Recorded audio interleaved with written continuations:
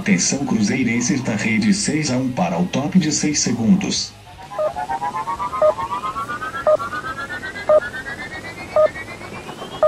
E aí galera, tudo bem com vocês?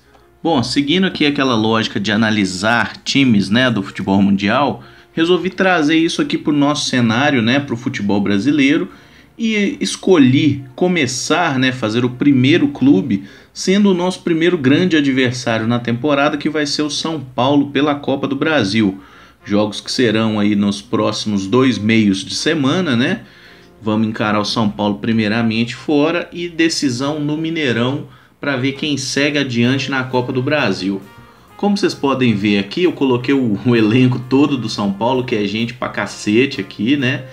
Então, eu acredito, vejo assim, o São Paulo tendo possibilidade de variação tática, até porque o Rogério Ceni testou algumas formações diferentes nesse período à frente do clube. E aí vale ressaltar que o Rogério tem um grande trunfo, né, que é o fato de ser ídolo do São Paulo, e até por isso a torcida naturalmente tem um pouquinho mais de paciência, deixa ele fazer o trabalho dele com mais calma, e isso tem sido bom.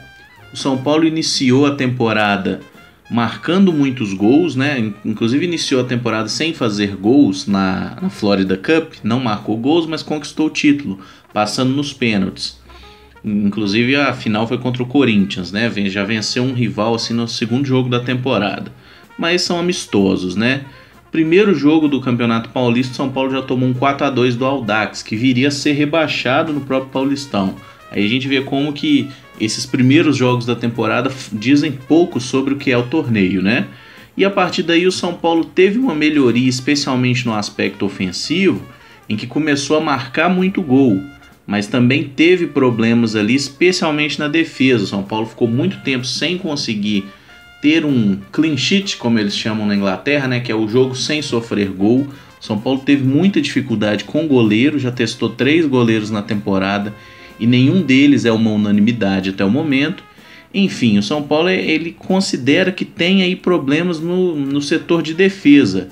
E eu acho que nem são problemas tanto pelos nomes, mas mais por rendimento, né? Assim como a gente tem jogadores bons que não estão rendendo tudo que podem, isso é uma realidade em todo clube do mundo, inclusive no São Paulo. Deixando isso de lado, vamos para a coisa mais prática, que é a análise tática do São Paulo, tá?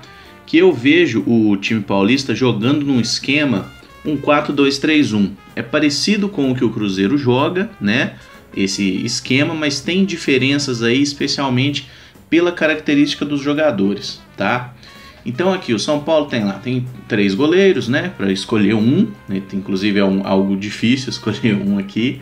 São Paulo conta com 6 zagueiros, normalmente jogam 2. Já houve momento em que jogou com 3, mas naturalmente jogam 2 zagueiros. Os 2 melhores, justamente Maicon e Rodrigo Caio. Mas assim, o Rodrigo Caio é um cara que por vezes é convocado, o Maicon, problema de lesão. Então o São Paulo tem aí o Lugano, tem o Lucão, que nem eu não acho um cara tão ruim, mas é aquele jogador que a torcida do São Paulo detesta, então é um cara que especialmente no Morumbi o Rogério evita colocar, sabe, tipo o Alano era aqui pra gente, né, que a torcida odiava ver o cara aparecia no banco de reserva para entrar, já tomava vaia. É essa a situação do Lucão. Tem o Breno, né, o rapaz que teve problemas lá com a justiça, botou fogo na casa, enfim, voltou ao São Paulo, já está em quase 1 ano e meio que ele voltou a ser um jogador de futebol profissional, mas assim, até agora não conseguiu realmente emplacar, voltar a ser o jogador que já foi um dia. Talvez nunca consiga, né? A gente tem que lembrar que o cara ficou preso, ficou anos aí sem conseguir jogar, sem ter o direito, né? Sem ter nem liberdade. Então, assim, é natural o cara ter uma dificuldade, mas assim, fez até alguns bons jogos o Breno nesse período. Ele não consegue ter regularidade, acaba machucando muito, enfim. Esse Douglas é um zagueiro que teve passagem até no futebol ucraniano, um jogador muito alto, mas assim, tecnicamente me parece muito limitado. Eu até acho que não tem nível técnico para jogar num time como o São Paulo, mas enfim, tá lá, faz parte do elenco. Nas laterais, o São Paulo tem um problema assim, de ter poucos nomes e muitas vezes também pouca qualidade. O São Paulo tem o Bruno e o Buffarini como laterais direitos. Buffarini, que inclusive é convocado para a seleção argentina. Na esquerda eles têm o Júnior Tavares, que é um jogador que tem feito boa temporada, e o Edmar, emprestado justamente pelo Cruzeiro. Vale ressaltar que o Edmar se lesionou, então não deve jogar contra o Cruzeiro essas partidas eliminatórias, tá? Aqui no meio, o São Paulo tem aí alguns volantes de boa qualidade. Por exemplo, tem o Jusilei, que é um cara recém-chegado após muitos anos fora do país. O João Schmidt, que é outro ótimo volante, né? Inclusive era o titular. Mas como ele está com o contrato encerrando agora no meio do ano, aí o São Paulo já está tratando de substituí-lo, né? Então ele até tem qualidade para ser titular, mas muitas vezes tem ficado de fora, porque o clube sabe que vai perdê-lo daqui a 2, 3 meses. O Wellington é um volante que já rodou bastante, apareceu como promessa do São Paulo, acabou tendo problema de lesão, nunca vingou, tá lá no elenco. Salvo engano, ele não está inscrito no Campeonato Paulista, né? Então é um jogador que tem poucos jogos na temporada, poucos minutos, e é muito improvável que jogue. Esse Araruna é um jogador que joga como volante e também fez às vezes de lateral direito. São Paulo ficou em alguns momentos sem lateral, porque o Bruno, lesionado, Buffarini na seleção, o Araruna jogou por lá. Algo que eu não comentei sobre o Buffarini, ele joga também na lateral esquerda. Então, assim como a gente tinha em 2013 ali Mike, Ceará e Egídio para jogar a temporada toda, sendo que o Ceará jogava nas duas, o Buffarini vive situação parecida. Mas não tem um momento tão bom assim tecnicamente que justifique inclusive estar na seleção. Mas o Bausa, que era o treinador, pelo menos acho que ainda é, né? Talvez já tenha caído, e gosta muito desse atleta, gosta do futebol dele. Outros 3 jogadores que podem ser considerados volantes e às vezes podem jogar um pouquinho mais à frente são aqui o Wesley, que é um cara que já jogou de ala, de meia pelo lado, enfim, é um cara meio tiriça, né? Aquele cara meio preguiçoso, assim, não é um cara que eu confiaria para ter no meu time.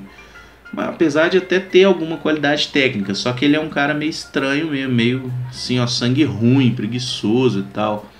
Tem o Thiago Mendes, que é um ótimo volante, né? Um cara que joga nas duas posições de volante e eventualmente faz a função de meia armador quando o São Paulo quer jogar nessa tática.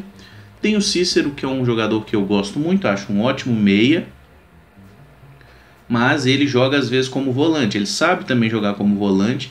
E o mais interessante do Cícero é realmente a presença ofensiva, é um cara que faz muito gol, um cara que finaliza bem, que cabeceia, um cara que tem bons fundamentos assim para arremate. Aqui na meia, o São Paulo tem muitos jogadores, né? Por exemplo, em tese, o armador é o Cueva, tá? Titular absoluto, melhor jogador do time. Só que o Cueva tem convivido com problemas físicos, né? Se lesionou pela seleção peruana. Então, na vaga dele, pode jogar aqui o Lucas Fernandes, pode jogar o Shailon e o Tomás, que é um recém-contratado, é um cara que jogou contra o São Paulo, inclusive. Contra o São Paulo? Não lembro. Mas ele jogava no Jorge Wilstermann, se eu não me engano jogou contra o Palmeiras, né? Que o Palmeiras pegou o Jorge Wilstermann na Libertadores. E aí o Tomás impressionou o Rogério, é um cara que começou inclusive no próprio São Paulo e foi contratado recentemente. Então é um cara que possivelmente vai ter chance contra o Cruzeiro, inclusive. Não sei se como substituto do Cueva. Acho que o Rogério vai rearrumar o time de outra forma aqui. Mas, enfim, é um jogador que pode aparecer e estava se destacando lá no futebol boliviano. Pela ponta, o São Paulo tem, na verdade, 3 jogadores, né? Eram para ser 4, mas o David Neres foi vendido, né, para o Ajax.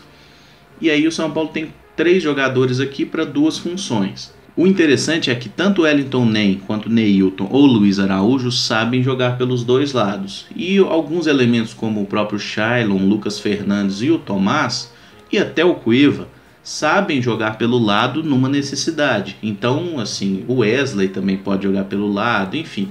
O São Paulo tem ali jogadores que podem fazer a função, apesar de não ter o mesmo rendimento, né? Então aqui o Luiz Araújo e o Wellington Nem são os titulares. O Luiz Araújo se destacou com muitos gols no início do ano. É um jogador muito novo, mas bem interessante. O Neilton, que é jogador nosso, tá lá emprestado, ainda não se achou, né? Assim, acho que não conseguiu marcar gol ainda. Tá com alguma dificuldade para se firmar lá no time, tá no banco, mas a lei do ex é implacável, a gente tem que tomar cuidado sempre. E aqui o São Paulo tem 4 opções para o ataque. O Leonardo, que é jogador da base, nem tanto. Mas tem Gilberto, que tem alguns gols já. O Andrés Chaves, argentino, que também acho que tem boa qualidade e é outro que sabe jogar pelas pontas em caso de necessidade. E o Lucas Prato, né, que a gente conhece do tempo que ele jogou no rival Atlético Mineiro. Aqui tá com 3 goleiros, tá o Sidão recuperando. Existe até uma dúvida sobre qual jogará, né? O Renan Ribeiro tem números melhores, o Denis mais experiência. Eu vou colocar o Renan Ribeiro aqui, pois eu acho que o Rogério está confiando nele como o goleiro do momento, já que o Denis teve algumas falhas, né? Até no clássico contra o Palmeiras. E o Sidão fez que era o titular de início, não vinha fazendo uma boa temporada. Portanto, acredito que o São Paulo vai nessa base aqui, pode ser que mude algum nome, né? Mas Renan Ribeiro no gol, Maicon e Rodrigo Caio na zaga, Buffarini e Júnior Tavares nas laterais. O meio, em vez de ter aqui 2 volantes, por exemplo, Jusilei Cícero e o Thiago Mendes sendo meia, eu acho que o Rogério pode tentar fazer esse esquema com o Jusilei um pouco mais preso, Thiago Mendes e Cícero dividindo a função de armação, até porque o Cícero chega muito bem na frente e o Thiago também tem uma boa aproximação, especialmente no arremate de fora. Então não colocar sobre nenhum dos dois a obrigação de ser o armador, mas eles dividirem a questão de marcar e também a questão de armar o time, de organização, tá? Aqui na frente o Wellington Nem, um pouco mais à direita, Luiz Araújo mais à esquerda, trocando de posição eventualmente, né, que é algo muito natural no jogo, e o Lucas Prato sendo o centroavante, o homem de referência, o Prato que sabe muito bem sair da área para fazer o jogo e tentar enfiar a bola aqui na diagonal para esses homens. O Prato é um atacante muito bom, gosto muito do futebol dele, gosto mais ainda depois que ele saiu do Atlético. Mas assim, vou colocar aqui o Cruzeiro, que eu acredito que será titular contra o São Paulo, para a gente fazer um comparativo de nomes, até porque como a tática é bem parecida, acho que dá para a gente traçar aí um paralelo, tá? Cruzeiro deverá ir a campo com o Rafael no gol. Na zaga a gente tem o Léo.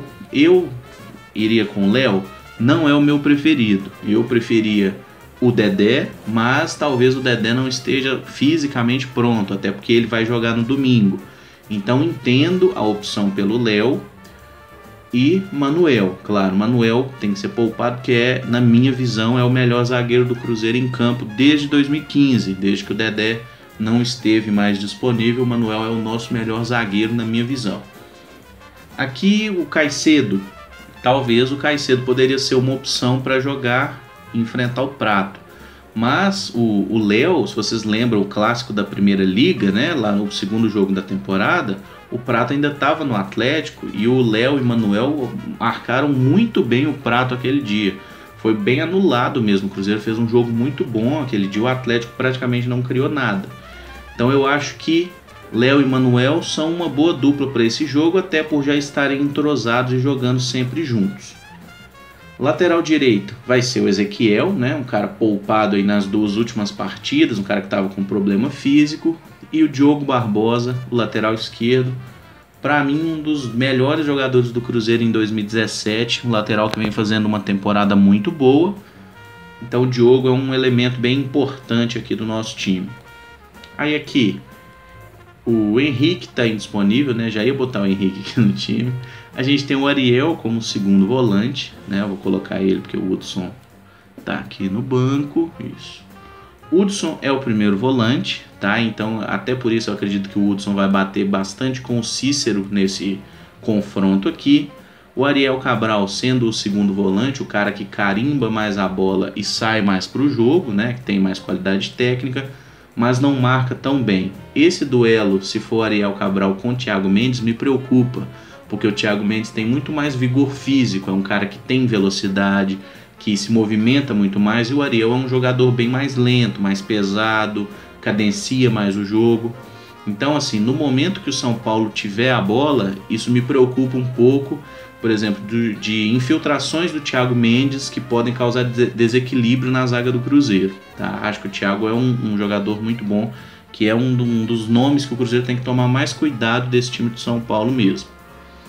a armação ali do Cruzeiro. Lembrando que seguimos aí sem Robinho, né, lesionado. Pelo meio a gente tem o Arrascaeta, que é o nosso segundo atacante, né, que vai jogar ali atrás do homem mais de referência. Eu acredito que ele seguirá jogando centralizado, é onde ele rende mais mesmo, não tem muito o que discutirmos a respeito. Pelos lados, bom, o Sobis vai ser o atacante, né, indo para as posições mais óbvias aqui.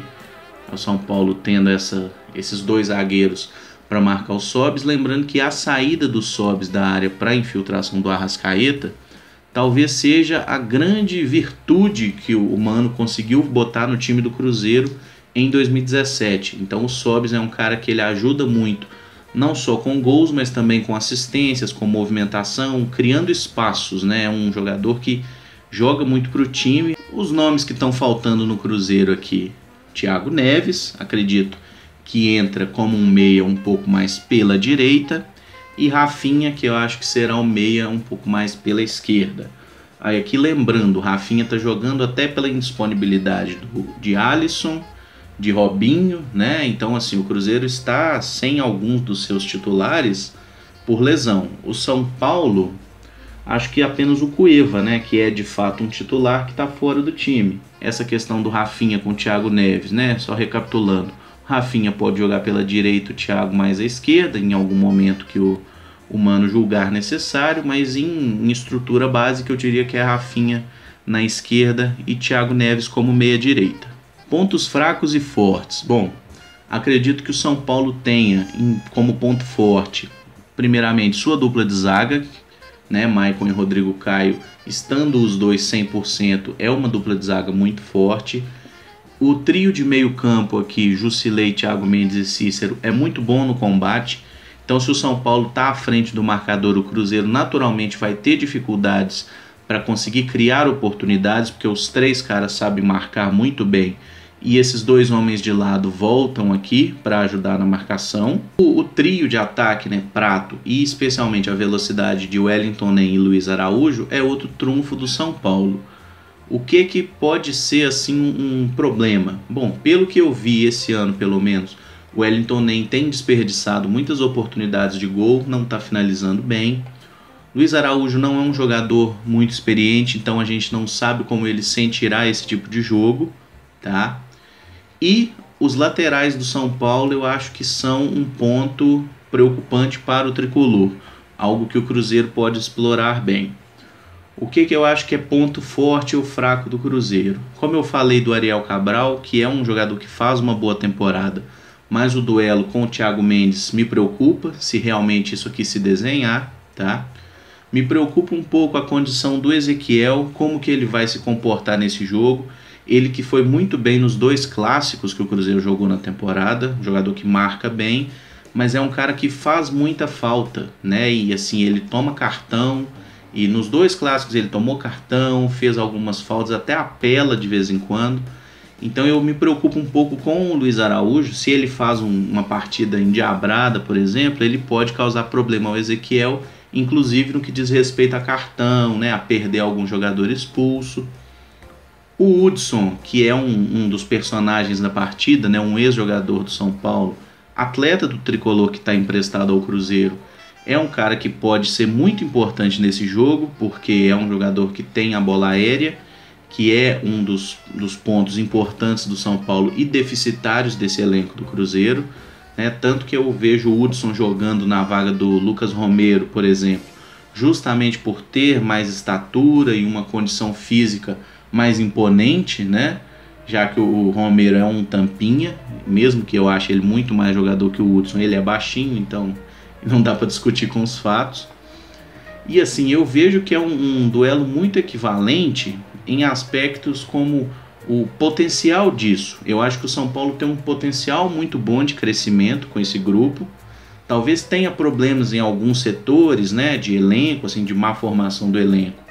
Mas assim, o Cruzeiro também tem, tanto que estando agora sem Robinho e Alisson para algumas partidas, estava jogando o Rafinha e na falta do Rafinha não tinha um outro homem de velocidade que pudesse fazer esse papel de subir e recompor.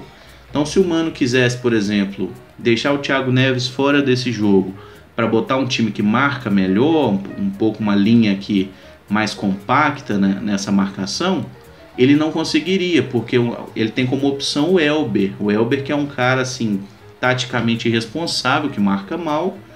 E eu acredito que esse embate aqui fica complicado assim por questão de elenco. Mas são dois bons times, é impossível traçar prognósticos sobre o que será o duelo, tá? E assim, quando eu fiz esse tipo de análise de times europeus, eu fazia sempre na base do se o time pode jogar como o outro, né? Sendo que na verdade o Cruzeiro e o São Paulo eles já jogam de maneira muito parecida. Por mais que o São Paulo ele tenha, na falta do Cueva, né, que era quase o Arrascaeta deles, eles coloquem um esquema mais 3 volantes, seria a mesma coisa do Cruzeiro não ter o Arrascaeta e usar o Robinho por dentro na armação, entende? Então assim, não tem grande diferença no nível dos jogadores e na qualidade. Os times estão muito equivalentes mesmo, e acho que vai ser um duelo muito, muito bacana para se acompanhar, principalmente para quem não torce nem para Cruzeiro nem para São Paulo, porque a gente vai estar desesperado vendo o jogo, tá? Talvez o grande trunfo que o Cruzeiro tenha seja o gol. Rafael e aqui Renan Ribeiro. Se vocês não lembram, né, o canal 6x1 refere-se, se você é São Paulino e está aqui, só explicando, tá? Não tem nada a ver com 6x1 de Corinthians e São Paulo, é o de Cruzeiro e Atlético, de 2011, na última rodada do Brasileiro.